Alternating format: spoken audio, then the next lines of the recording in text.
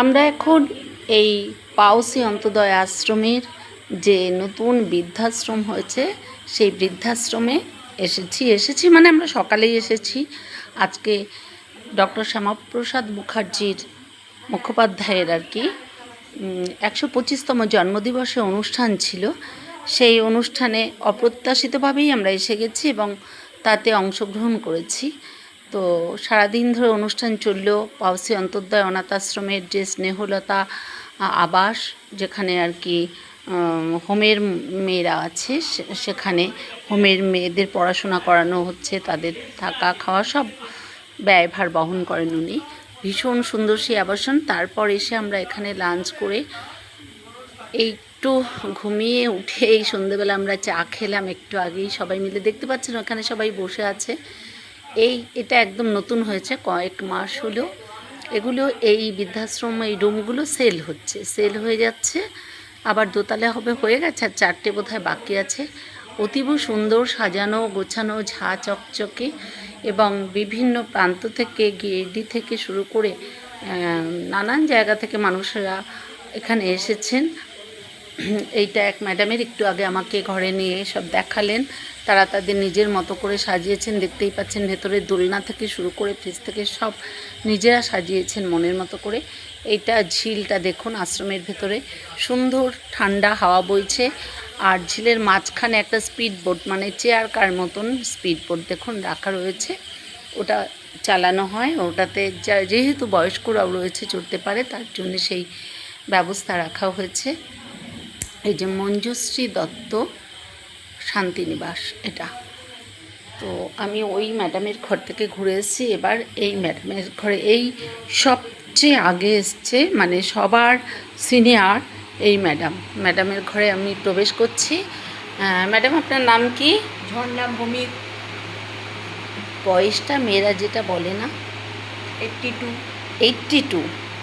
82তেও উনি যেভাবে, মানে ওনার মানসিকতা বা দাপুটে কথাবার্তা, মজার কথা, সব কিছু মিলিয়ে মিশে আমি বলবো 60, একদম 60। এই ম্যাডাম রয়েছেন আর ম্যাডামের ছেলে, এই দাদাভাই রয়েছেন এখানে। হ্যাঁ, মা ছেলে দুজনে রয়েছেন। এই যে সুন্দর করে সাজানো আছে এই রুমটা। পার্মানেন্টলি ওনারা এখানে থাকবেন। দেখুন ঠাকুর রেখেছেন, যা যেভাবে যার সাজানো দরকার সেইভাবেই। বৃদ্ধাশ্রমে তো না চাইলে এইভাবে সাজানো হয় না, কিন্তু সবাই সবার ইচ্ছে মতো সাজিয়েছেন। এখানে যে সবারই ছোট্ট করে একটা ফ্রিজ আছে। এই দেখুন আলনা সিস্টেম, আলনা রয়েছে। বা আলনাটা দেখে মনে পড়লো আমার আলনাটাও এইভাবে করেছি। সবটার ভেতরে একা চাওয়াতে। হ্যাঁ, চা নিয়ে এসছো, থ্যাংক ইউ। তোমরা চা খাবে আর বলেছিলে কি? আচ্ছা, আমি ওকে বলেছিলাম একটু দুধ চা খাবো। Thank you.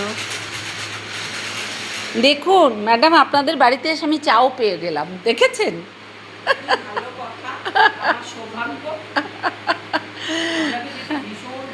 ভীষণ ভীষণ ছুতে ইচ্ছা করছে।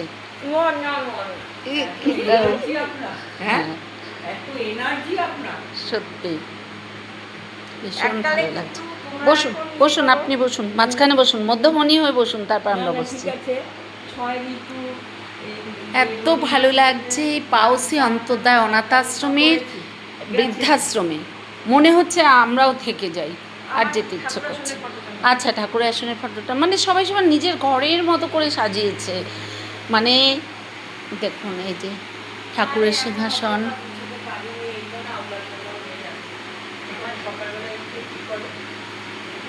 খুব সুন্দর করে সব কিছু সাজানো রয়েছে। তো আপনাদেরও যাদের ইচ্ছে একটা এত সুন্দর পরিবেশ, বর্ষব্যাপী নানান সাংস্কৃতিক অনুষ্ঠান, সব রকমের অনুষ্ঠান এখানে পালিত হয়, তারাও যদি মনে করেন যে এই বৃদ্ধাশ্রমে চলে আসবেন, খুব স্বল্প মূল্যে থাকার ব্যবস্থা, এই এত সুন্দর সুন্দর ঘরগুলো পেয়ে যাবেন। তো সবাই চলে আসুন, সবাই মিলে মজা করা যাবে। আর এখানে এই সন্ধ্যেবেলা একটা জমাটি আড্ডা প্রতিদিন ঝিলের ধারে, এর ভেতরেই ঝিল রয়েছে, সব কিছুই ব্যবস্থার সুন্দর ব্যবস্থা রয়েছে। আপনাদের যদি মনে হয় আপনারা যোগাযোগ করবেন, সব বলে দেব। ধন্যবাদ।